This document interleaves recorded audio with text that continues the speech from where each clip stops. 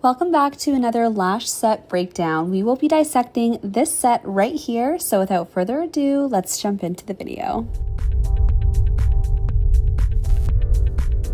If you haven't seen any of our previous lash set breakdowns, go ahead and comment below so we can link you the full playlist to binge anytime. For today's breakdown, we'll be creating this dark, wispy volume set.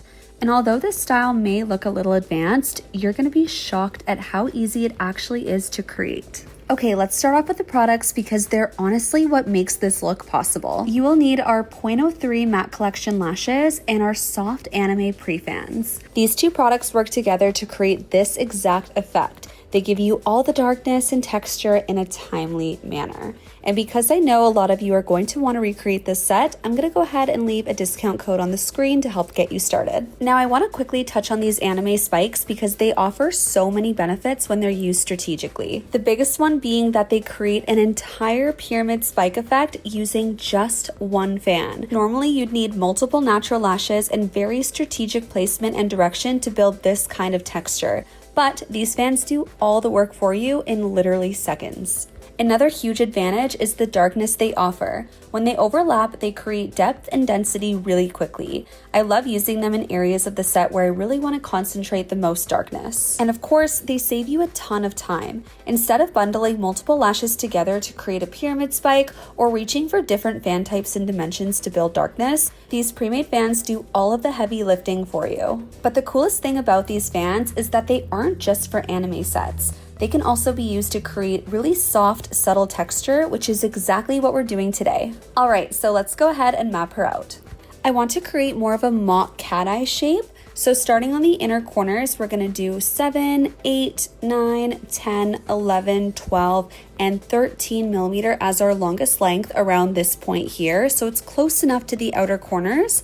But then we're gonna dip our lengths back down to a 10 millimeter on the very outer corners to avoid drooping the eyes. So basically the set's gonna look like a cat eye, but we're not following a traditional cat eye mapping. And these are the lengths that I'm gonna use throughout all of the layers. So if I'm working in my 13 millimeter section, I'm applying 13 millimeters on the top, middle, and bottom layers. So nothing to overcomplicate here. And because Paige has so many layers naturally, the set will automatically look like it has multiple different lengths, but in reality, it's just the natural layering creating that effect for us. Now for the bottom layer, I'm going to do about 40% coverage with those anime pre-made spikes in B-curl.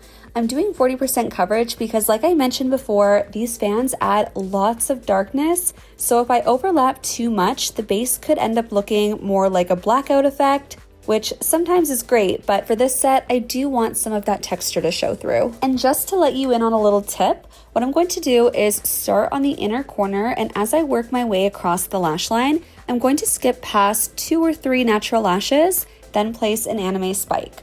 By following this pattern, you'll notice an even amount of darkness and texture along the base. Now you might be wondering, am I going to leave the bottom layer only 40% covered?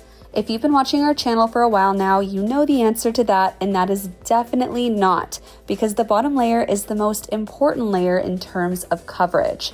If the bottom layer isn't 100% lashed, then it's going to look incomplete. So we're gonna fill in the gaps with 3 to 5D 0.03 wet lash fans in C curl.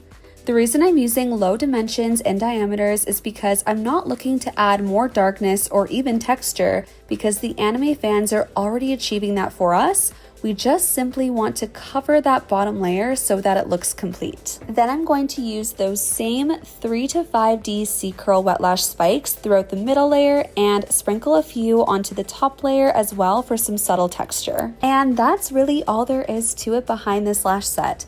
All the texture and darkness comes from strategically placing those anime spikes, while the softness comes from layering in the wet lash spikes throughout the set. I really hope you enjoyed watching today's lash set breakdown. Don't forget about the discount code that I talked about earlier on in this video, and if you do decide to recreate, be sure to send us a photo on Instagram. I would absolutely love to see. Thank you so much for watching. Don't forget to like, comment, and subscribe, and we'll see you on the next video. Bye for now.